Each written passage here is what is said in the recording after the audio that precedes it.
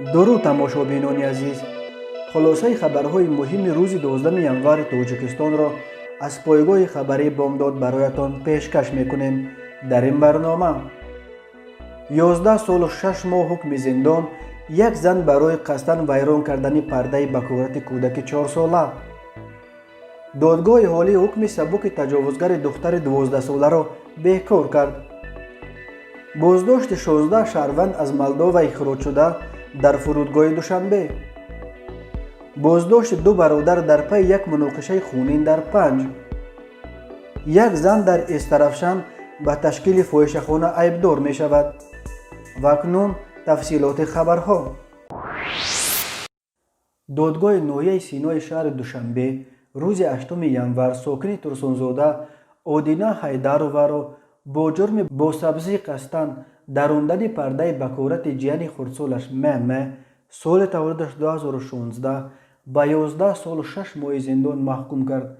ин яке аз пурсарусадотарин парвандаҳои соли гузашта дар Тоҷикистон буд, ки тафтишаш танҳо баъди дахолати раиси Маҷлиси Миллӣ Рустами Эмомалӣ аз ҷо ҷунбид.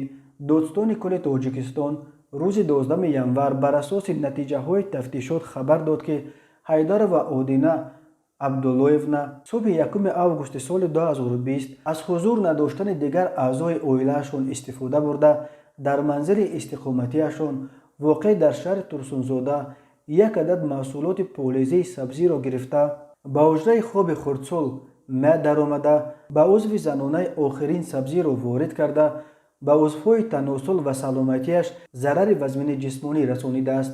ҷароҳатҳои бардоштаи хурдсол м ба мисли садамаи ҳамбастагӣ дараҷаи вазнин, захми даридаи пардаи бакурат ва маҳбал, хунравии шадиди беруна ба зарари вазнин ба саломатӣ мансуб будааст.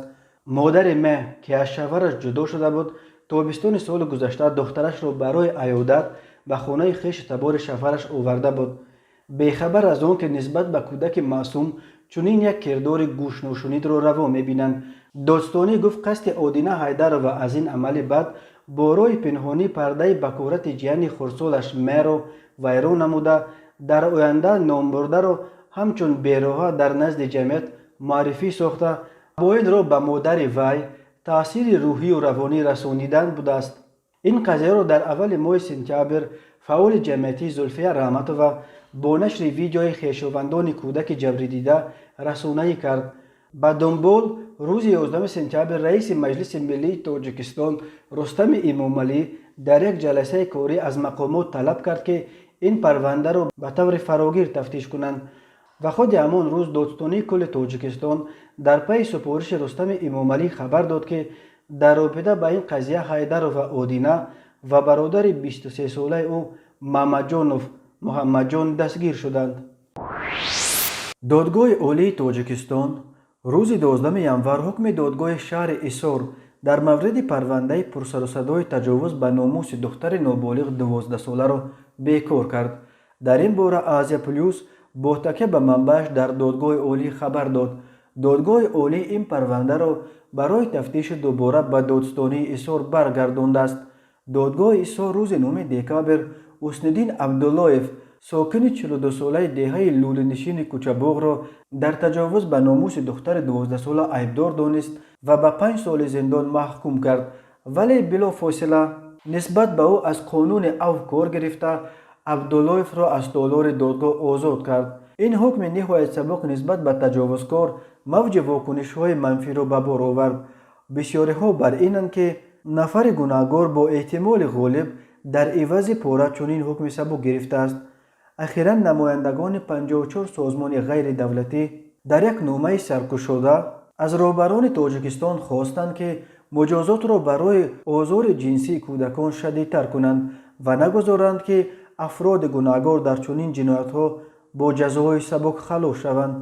моҳи август додгоҳи ноҳияи Шоҳмансур низ хешованди яке аз нафарони сарватмандро, ки дар таҷовуз ба номуси як духтари 14-сола дар хобгоҳи текстил гунаҳгор дониста шуд, ҳамагӣ 3 соли зиндон маҳкум кард.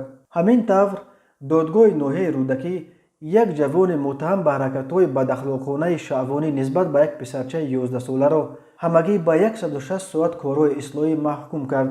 хешовандони духтари ноболиғ аз Исор که در سن 13 کودک به دنیا آورد با کمک سازمان‌های حامی حقوق از حکم دادگاه ایثار به دادگاه عالی شکایت بردند. 16 شهروند تاجیکستان که صبح 11 ینور توسط استانبول از مولداوا برگشتند، ماموران حفظ حقوق از فرودگاه دوشنبه با خود بردند. در وزارت کارهای داخلی مولداوا به رادیو آزادی گفتند این 16 نفر با جرم پایمال کردن قاعده‌های بود و باش از این کشور اخراج کرده شدند. اولگا پواللونگی رئیس بیوروی مهاجرت و پناهندگان مولداوا گفت این 16 شهروند تاجیکستان با پول خود بلیت بازگشت خریده به وطن برگشتند. مقامات مولداوا میگویند اخراج این مهاجران تاجیک یگان انگیزه سیاسی نداشت، اما مقامات تاجیکستان آنها را بعد رسیدن به فرودگاه دوشنبه از دیگر مسافران پرواز استانبول جدا کرده با خود بردند. به گفته یک کارمند فرودگاه به آنها گفتند که درباره شما معلومات آمده است و باید تفتیش شود. مقامات تا کنون این قضیه را به طور رسمی شرح ندادند.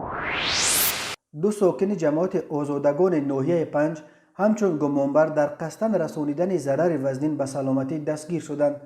وزارت کارهای داخله گفت برادران امین و فرهاد سال تولدش 1993 و امینزاده دلشاد سال تولدش 1999 روز 12 دکامبر سال 2020 با مصلحت پیشکی از روی احسیات افباشی سید مرادوف حکمت الله سال تولدش 1987 استقامت کننده شهرک 5 را مورد لطکوب قرار میدهند و امینزاده دلشاد با کارد به بدن سید مرادوف چند مراتب ضربه میزند و از جای حادثه فرار میکند. در نتیجه جبر دیده جراحت‌های وزنی جسمانی برداشته در بیمارخانه بستری گردیده است. این زمان نفران گمانبر شده در حبس پیشکی قرار داشته نسبتشان در شعبچه تفتیشات شعبه وزارت کارهای داخله در ناحیه 5 پرونده جنایتی با ماده 110 کودکس جنایتی جمهوری تاجیکستان آغاز شده است. همچنین روز 11 ینور تخمینا ساعت 16:00 در کوچه گپرزیم پایتخت یک نابالغ 17 ساله ساکن 22 ساله پایتخت را دشنام‌های قبیح داده 2 کارد زده است. در نتیجه جبر دیده به سلامتیش جراحت جسمانی برداشته در بیمارخانه بستری کرده شده است. یک زن 41 ساله ساکن جماعت صبرستان شهر استرفشن با گمان تشکیل و نگهداشت فاحشه‌خانه دستگیر شده است. وزارت کارهای داخله گفت این زن روز 5 ینور در حدود شهر استرفشن برای علاقه جنسی نمودن مرد 27 و زن 32 ساله ساکن شهر مذکور شرایط معین نموده از آنها 100 سوم مکافات پولی گرفته است.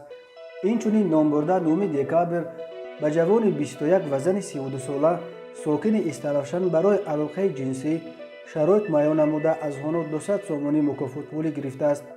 نسبت گمانبر شونده پرونده جنایتی با ماده 239 قسم 1 کودکس جنایتی جمهوری تاجیکستان آغاز کرده شده است.